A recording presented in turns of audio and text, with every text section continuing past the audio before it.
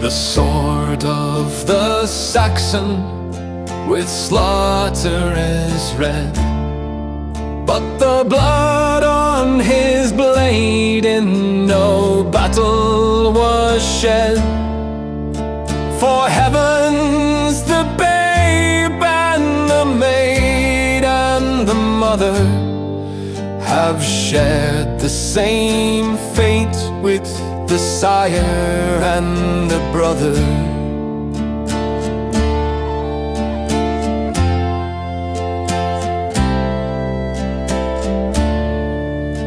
It is not the blush by the morning sun spread that tints the horizon so luridly red. It is not the heath on the mountainside high, whose blaze flings its glare on the far flushing sky. 'Tis the flame of the village illumines the air, where the shriek of the maiden in maddened despair pleads to the hearts of the monsters in vain, who are dyed with the blood of her kindred slain.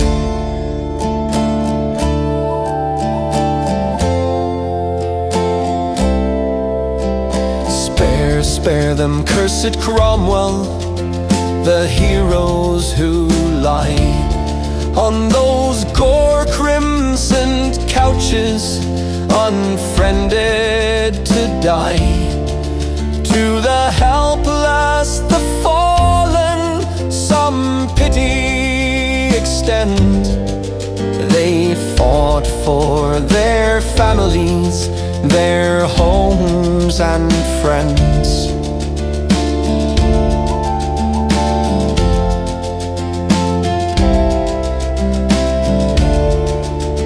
Behold their deep wounds, they are foes, but they're men. You never will blench at their onset again. 'Tis vain the lone war steed that gasps on the plain, when midnight broods over the dying and slain.